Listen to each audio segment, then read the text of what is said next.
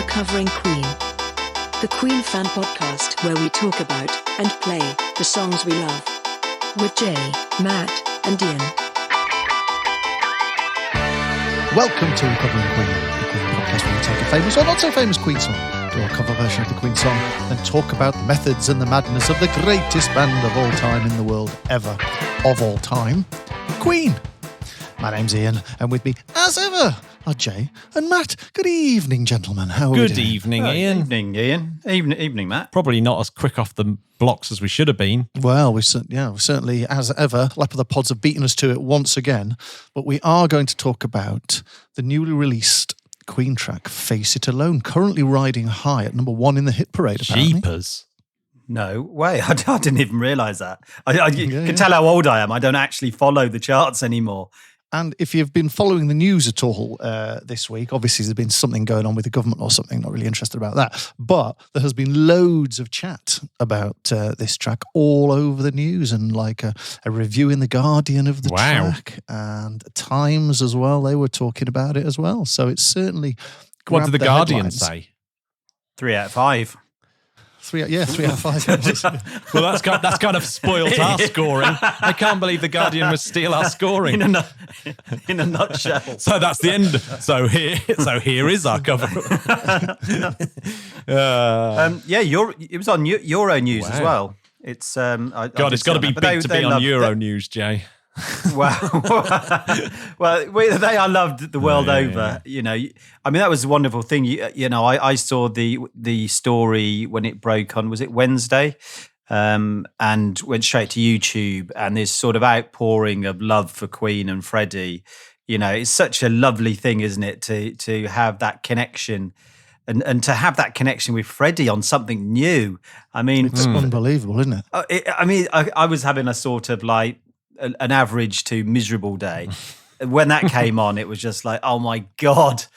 Yeah. Obviously it's a very bleak song. Well, not obviously, because not everyone's heard it yet, but it's quite dark, isn't it? But just to hear Freddie singing, getting around there, some of those phrases, oh my God, it was absolutely, wonderful. I mean, it's just absolute magic, isn't it? I mean, we'll get onto the actual quality of the song and the technical side of it, but it's just that. Yeah. To hear him sing again on something I haven't heard him sing on, it's just like magic. Yeah, but Ian, can I interrupt you? Sorry to interrupt you, but is it a kind of magic, or is it a miracle? Well, technically, I suppose you'd have to describe it as a miracle that we have this. It's both. Astonishing feeling to hear the man sing, and it's just like, wow, God, can you only imagine if we were still getting... Yeah, but it comes out of what would seem like a complete dead-end project, and that is to create the Miracle Collector's Edition. I know. Of all the Queen albums, collectors to have 8. What is it? They're sort of 8 disc, aren't they? 8 CD disc and music collector editions that they're bringing out. There's 8 discs much material of the Miracle. I mean, that almost sounds like a punishment rather than something you'd pay for. But but this would suggest to you, Matt, not to many. This would suggest that there might be some other things coming up. So here's something I did find with a bit of snooping around. There is obviously the song database where songwriters register their songs.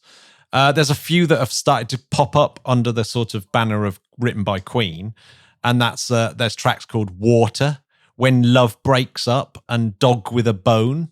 They've all popped up recently, so I'd imagine that they are going to be the song titles or working titles of the new tracks. New tracks. They say there's another 5, I think, or was there 5 in total? I think there's 6 is what people are saying. Yeah, but 5 with Freddie on, I think. Yeah, so maybe one's a Roger song. Or a Brian song, I suppose. But do we think Roger had much to do? Obviously this is a Freddie track by all accounts. But do you feel there's any input from the other members at any point? Because there's a kind of bridge in there that I wasn't really expecting. It sort of goes down before hitting the big line. It's much more Brian type thing, isn't it? That. Well, I thought it was more Roger actually. Yeah, maybe. Something you're not quite expecting, but then it does resolve back to on the Face It Alone line.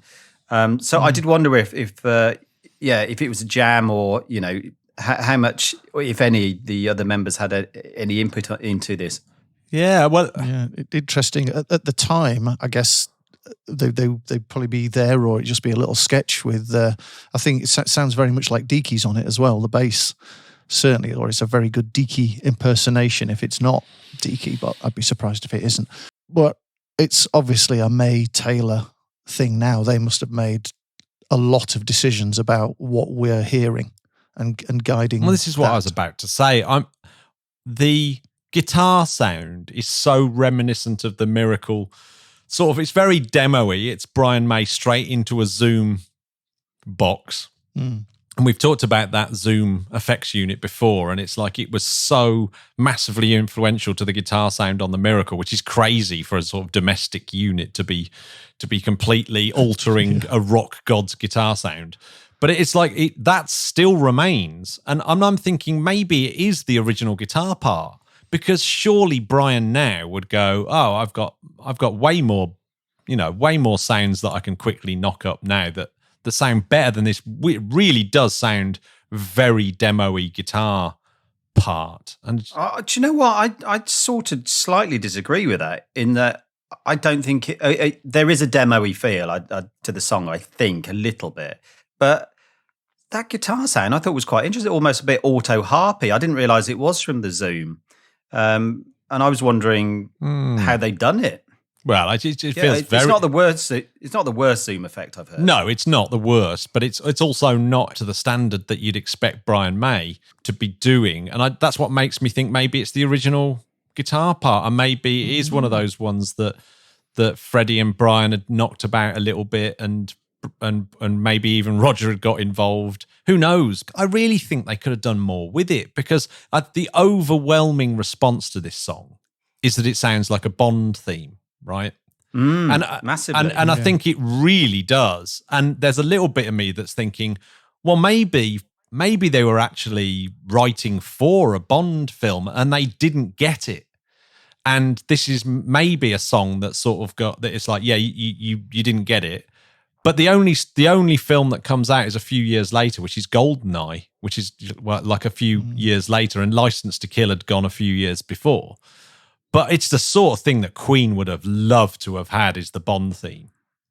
So, and would they have been asked at that point? I mean, they were still pretty big, aren't they? At this point, definitely would have been asked for a Bond theme at that point. They would be big enough to do it, I think. But who did Goldeneye? Tina Turner and and U2. In fact, isn't it? It's Tina Turner, U2. So it's like, right. So that's big. So they'd have to be going some at that point to knock those two off the perch. Yeah, but it's still that, you know, they're a English band. Bond is an English sort of franchise, and it's often got an English artist attached to it. Not always, but often. Well, I can think of many that haven't. Yeah, there's many that haven't, but they do try. Like, you know, I think there is. In fact, I can think of more ones that aren't English than English. Well, there's Paul McCartney. There's Adele. There's. Yeah, okay, fair enough. Shirley Bassey, obviously the big one. He's Welsh, yeah. Oh, yeah, you're right, yeah. Okay, British. Yeah, sure, European. Well, Sean Connery is Scottish. Anyway, digress. But I wonder if it was. And I also think that there is a kind of rush now for Queen to start really thinking about every single outtake song that they've done, to get them out into the public domain before they lose the rights, before they become the public domain. Because if you don't publish one of your songs, after 50 years, it sort of slips into public ownership, whereas it doesn't while you're alive. That's a long, you know, what is it? This is 1988. Yeah, so over 30 years ago. So it's getting it's getting. Yeah, but it's not much of a rush then, is it? What, 20 years? The 20-year rush. Well, only the fact that, you know, but they're not getting younger, are they? The members of Queen. No. Do you know what I sort of think is have they been incredibly clever? You know, thinking about since Freddie died, there's been something like 28 releases, and you know, we got the sort of posthumous album Made in Heaven, which we hadn't heard before. But then every now and again there comes along a track, you know, like Let Me In Your Heart Again or this one. that keeps the Freddie and the Queen magic alive, if you like. Have they?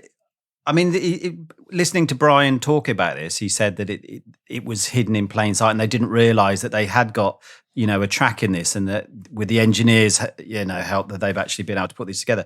But I do wonder that they have been very clever and thrifty with what they have got by releasing them every 5 or 6 years, or do you know what I mean? Bringing out something new just to keep that going. And I wonder, is that because they're brilliant businessmen, aren't they? At the end of the day, they know that they've got this stuff, possible material in the can, but to hold on to it for that long is also, for me, I'd be like, I just want to get it out there. Well, yeah, but all of it, and possibly with this one though, possibly having to wait for the technology to catch up, because we don't know what they had. They may have just had that first, just the one verse, and then they've tacked it together with other bits. It's impossible to know, but there's certainly technology all over this. I think. Yeah, you can hear it, can't you? I mean, you can certainly hear the sort of tuning up occasionally, can't you, of Freddie, where he's obviously just sort of knocked a few lines out. Yeah, most of it's fantastic though, but Yeah. Tell you what I don't like about it: the bass drum. Can't stand that. Don't know what Roger's thinking there. It's just some horrible kind of, I don't know, semi-orchestral drum with drowned in reverb. No. What are you talking about at the start when it opens? Well, all the way through. All the way through it. All the way through it. It's a really ploddy. I see. I love that. When that came, I was like, it's like overexcited when I heard that at the start. I was just like, oh my God, what's coming? Maybe, yeah. I like that, but I didn't even notice it during the rest of the song. To be honest, I only noticed it on the first couple as it starts. Yeah. No, it kind of doesn't do much for me, that song. And the song as a whole, I mean, an absolute joy to hear. Easily could have made it onto the Miracle. I think. I don't think there's a problem there. Had they finished it, we don't know what state it was in. But it's Miracle standard Queen for me. This isn't great.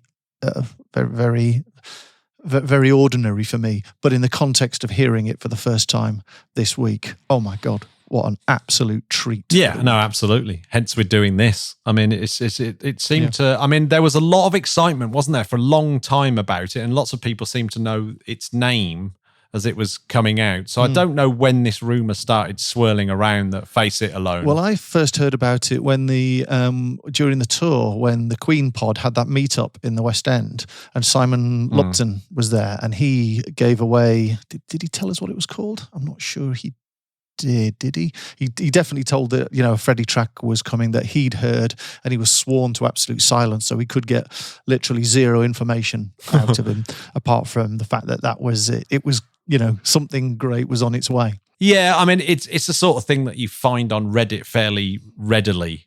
It seems you can sort of get that information. What is the name of the Queen song? And it's not always right, but it was definitely out there for some time.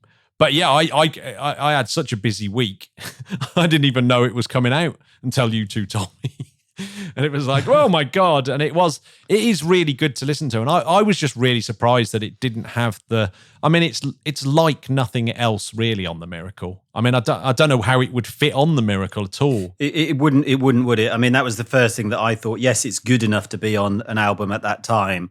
But it's so in contrast to the rest of the album, it would stick out like a sore. But that's why we like Queen, though, isn't it? Yeah, it is, and maybe you're right in that. Yes, they would have crafted it slightly differently to be able to get on there. But it sounds to me, this is almost doesn't sound like a Queen track. It's almost like it's been written by someone else. To me, this is it's almost like a modern song as well. I'd say, a sort of. I do wonder whether somebody, like a modern day composer or somebody in the industry has had some sort of big influence on the way the track is, because it feels very modern in its construction and the way that it's done. I mean, you probably couldn't or wouldn't want to just release an unknown studio outtake directly from The Miracle, and they've released it as a single, haven't they? So it's not just an outtake. This is a new release that they've done. So they had to do something to take it out of 1989 and to place it. Yeah, now. and I think that's why it's ended up sounding like a Bond theme. And I actually think, that should be every songwriter's wake-up call, that little ideas that didn't work 3 years ago or 4 years ago might work now in the present climate, if you see what I mean. So I'm assuming they had that idea and then they were in the studio and it was like, yeah, this isn't really going anywhere. Let's move on. Hence it got forgotten about, according to Roger Taylor, it's forgotten about, it was like, oh my God, what's this? And then it's like, actually, this does make sense in a modern context with modern Bond songs like, the Adele one, the Billie Eilish one. They've all got that exact same kind of big, ploddy epicness about them while being understated at the same time. Definitely wasn't. The world has finally caught up with Queen. So it took 30 years for Billie Eilish to get her act together. Well, and I think you can attribute that really back to John Barry.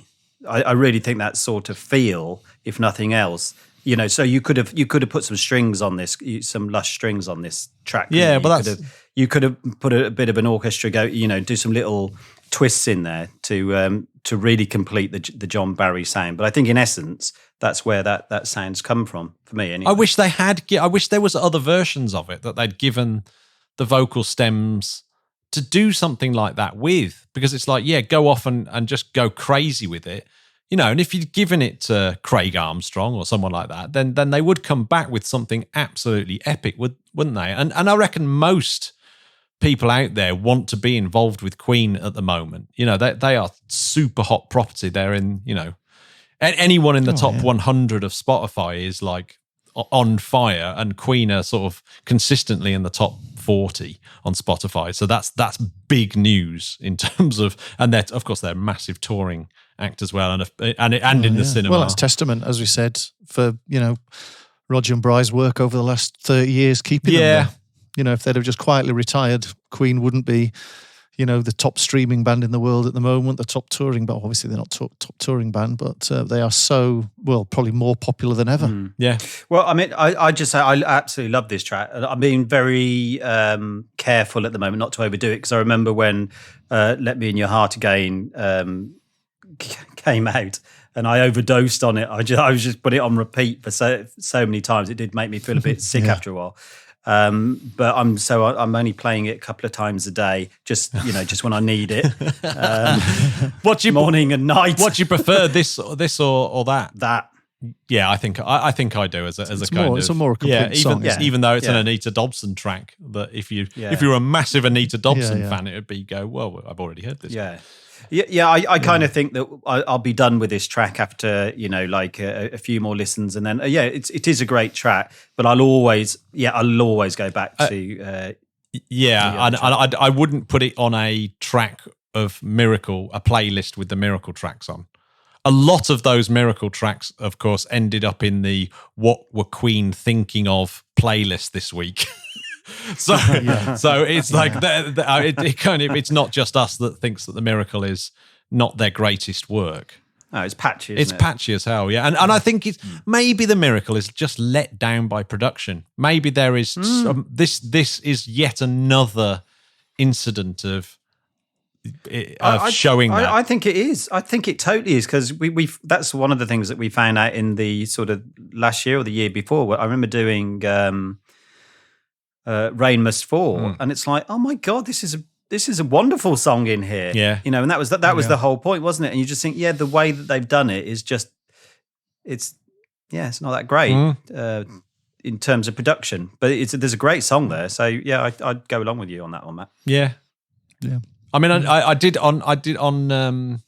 notice one of the reviews was someone saying that this is a sort of, if you stuck James Bond write a song into an AI, it's the sort of thing it would come up with, because even the lyric is sort of generic enough to be that Bond lyric. So I did it. I went into AI and did it precisely that. I typed in "Write me a Bond song with Face It Alone." Do you want to hear the lyrics?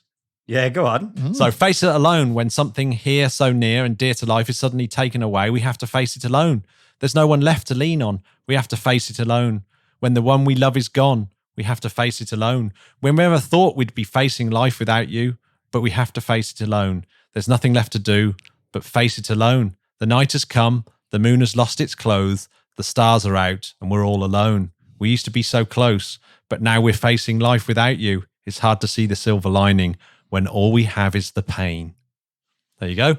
That's the AI-generated version of the lyrics. That is quite scary, actually, isn't That it? is up there with Pam Ayres' best takes, that is. We'll have to refer listeners to a previous episode where we explain who Pam Ayres is. That's not bad, that AI. Yeah. Did they get him to write it? Yeah. Well, so yeah, and that's the first attempt as well. I did that was like that was a pass number 1. So it's not Keats, but it's pretty good. So I was thinking if we do a cover, maybe we use some of those lyrics to expand upon the theme. Interesting. Okay, we're going to score this thing then. Wow, we're going straight to scoreage. I can't score this. Well, I can only score it for the impact, which this week for me it's been 10 out of 10, but I can't score. Has it not this settled song. with you long enough for you to give it a serious score? It's a Minisode score, so I think it's out of the main canon. Yeah. I mean, just the overall impact for me has just been completely blown away this week by hearing Freddie, sing the new song for the first time in 30 so good, years. isn't it? But the song itself, I kind of take or leave. So I'll feel cruel if I actually rate the song, But that's the idea, though, isn't it? Yeah. So Ian, you're going to have to now rate the song. Now you've given us the reasons why you're not going to. Yeah. I didn't particularly like rating Loser in the end, but there you go. He had to do it. Yeah. Well, I mean, it's going to be a 4. 4. Jay?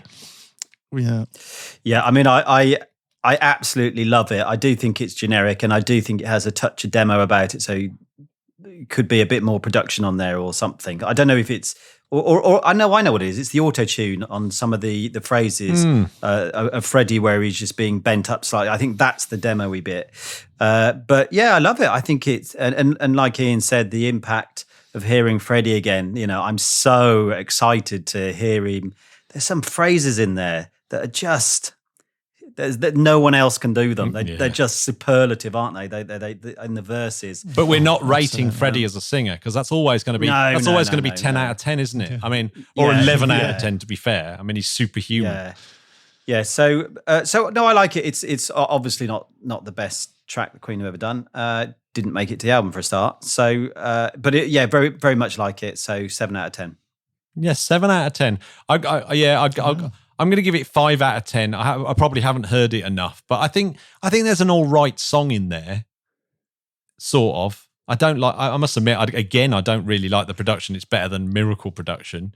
The auto-tune, though, is an interesting point you made, Jay, because I think with modern auto-tune, like the latest versions of Melodyne, you really can't tell the odd bend up and bend down anymore.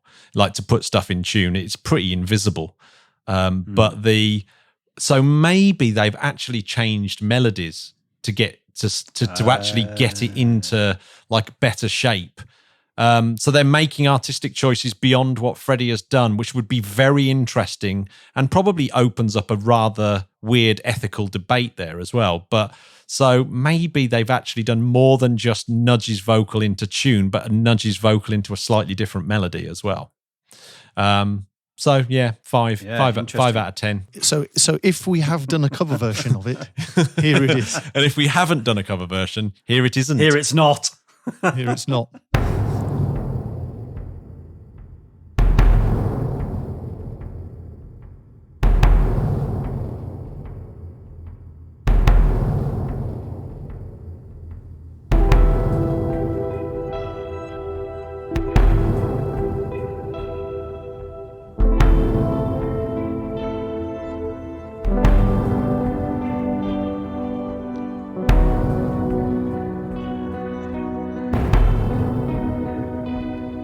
When something so near and dear to life explodes inside, you feel your soul is set on fire.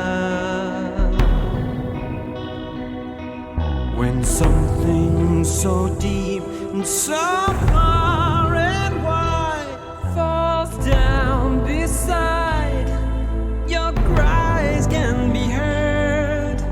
so loud and clear. Your life is your own.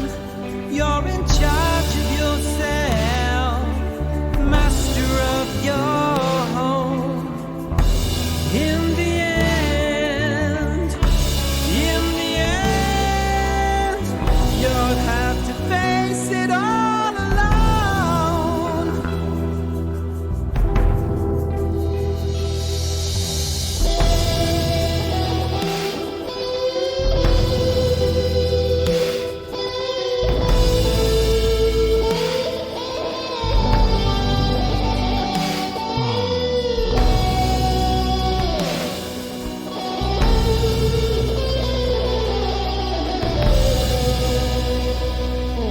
When something so dear to your life explodes inside, you feel your soul is burned alive.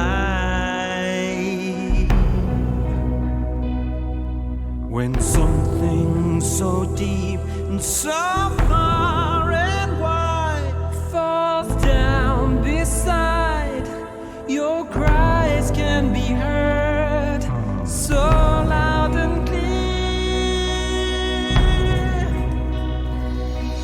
Your life is your own.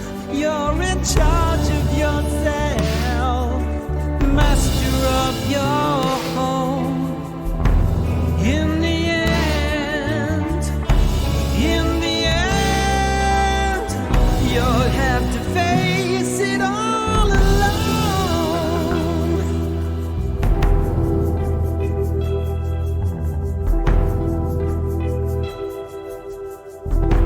When the moon has lost its glow,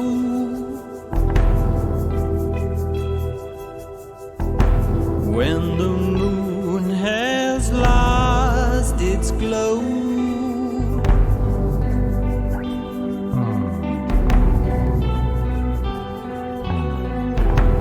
when the moon has lost its glow,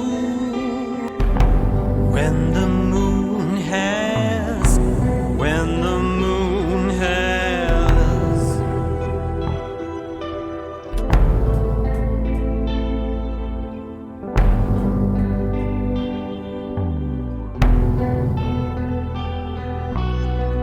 You have to face it all alone. You have to face it all alone. Ooh.